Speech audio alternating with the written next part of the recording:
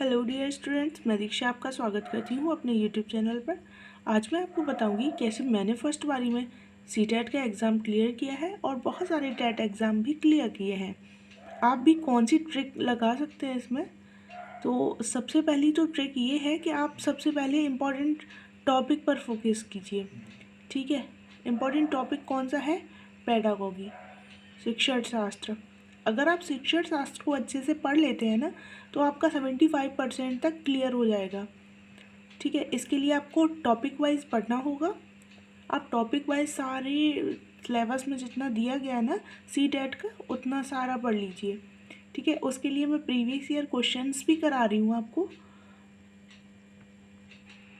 C TET की एक विशेषता है कि वो वही क्वेश्चंस पूछता है जो आपके सिलेबस में दिए हुए हैं। आउट ऑफ सिलेबस क्वेश्चंस नहीं पूछता है, और प्रीवियस ईयर ही बहुत क्वेश्चंस पूछता है। इसलिए आपको प्रीवियस ईयर पर मुख्य फोकस रखना चाहिए। अगर आप सिर्फ प्रीवियस ईयर क्वेश्चंस भी करेंगे ना, तो बहुत हद तक अगर आपकी अंडरस्टैंडिंग अच्छी है तो आप क्लियर कर सकते हैं एग्ज़ाम। बट सिलेबस कंप्लीट करना भी थोड़ा इम्पॉर्टेंट है। प्रीवियस ईयर प्लस सिलेबस दोनों अगर आप कंप्लीट कर लेते हैं तो आपका 101% सी टेट क्लियर हो जाएगा। ठीक है, इसके लिए पेडागोगी मैंने बताई है जो, वो बहुत इम्पॉर्टेंट है। उसमें क्या होता है ना, शिक्षण साथ में अगर CDP पढ़ेंगे आप, सबसे पहला टॉपिक CDP का आता है जो 30 नंबर का है। आपका सी टेट का पेपर जो होता है वो अब ऑफलाइन होता है, तो इसमें कौन कौन से सब्जेक्ट आते हैं वो आप देख लीजिए अच्छे से। इसमें 5 सब्जेक्ट पूछे जाते हैं। सबसे पहला है बाल विकास व शिक्षा शास्त्र, दूसरा गणित, तीसरा पर्यावरण अध्ययन, और चौथा है भाषा वन में आप अंग्रेजी चुने या हिंदी। पांचवा है भाषा 2, इसमें भी अंग्रेजी या हिंदी। ज़्यादातर हम लोग जो हैं वो भाषा वन में क्या चुनते हैं? हिंदी, और दूसरे में क्या चुनते हैं? अंग्रेजी, हिंदी और इंग्लिश। ठीक है, ये इम्पॉर्टेंट टॉपिक हैं हम लोगों के सी टेट का। अगर आप इन 5 पर अच्छी पकड़ बना लेते हैं ना, तो आपका सी टेट पहली बारी में क्लियर करने से आपको कोई नहीं रोक सकता। आप प्रीवियस ईयर कीजिए और इसके सारे टॉपिक्स को क्लियर कीजिए। ओके, अब इसमें इस चीज़ पे आते हैं, सबसे ज़्यादा इम्पोर्टेंट है क्या इनमें।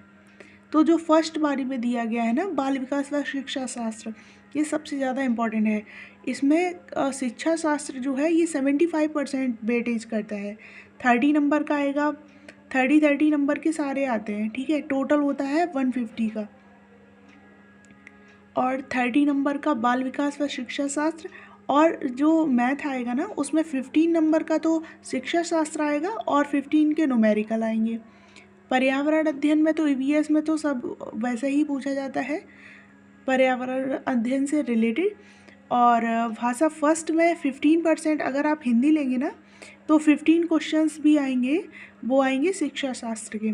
और भाषा सेकंड में अगर इंग्लिश ले रहे हैं आप, तो आपको पेडागोगी करनी पड़ेगी 15 क्वेश्चंस की, और 15 नॉर्मल क्वेश्चन होते हैं। हाँ, इंग्लिश में ग्रामर पढ़ने की कोई आवश्यकता नहीं है, इसमें ग्रामर का कोई वेटेज नहीं है ज़्यादा, 1-2 क्वेश्चन आता है, इससे ज़्यादा नहीं आते हैं। तो इसका ये तथ्य निकलता है हमको सबसे ज़्यादा क्या पढ़ना चाहिए। तो सबसे पहले हम लोग शिक्षा शास्त्र पे अच्छे से गौर से पढ़ेंगे कि हमारा 75% वेटेज क्लियर हो जाए। ठीक है, फिर अगर आप सामान्य से हैं तो 90 नंबर चाहिए।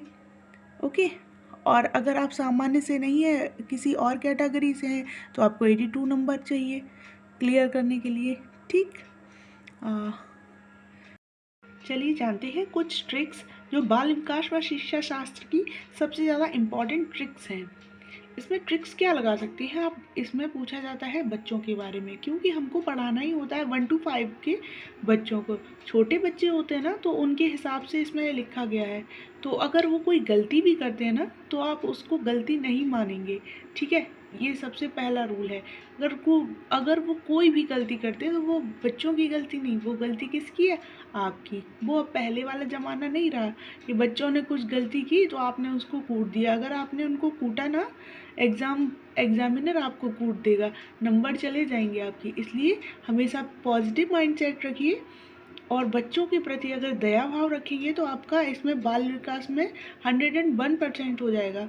ठीक है, इसमें फैक्चुअल क्वेश्चंस भी पूछे जाते हैं, और कुछ इम्पॉर्टेंट क्वेश्चन समथिंग ये शिक्षा शास्त्र के जिसमें बच्चों के बारे में पूछा जाता है। इसमें इसी चीज़ का ध्यान रखना होता है कि आपको गलती से भी बच्चों की गलती को नहीं बताएंगे, ठीक है। अगर कहीं भी आ जाता है कि ओनली, सिर्फ, तो ऐसे वर्ड्स को भी आप नकारात्मक मानते हैं। ओके, तो सबसे ज़्यादा इम्पॉर्टेंट है शिक्षा शास्त्र। तो कल से मैं आपको शिक्षा शास्त्र के ही कुछ टॉपिक पढ़ाऊँगी। ओके, चलिए, थैंक यू। अगर आपको मेरी जानकारी अच्छी लगी हो तो चैनल को लाइक, शेयर एंड सब्सक्राइब अवश्य कीजिएगा। Thank you.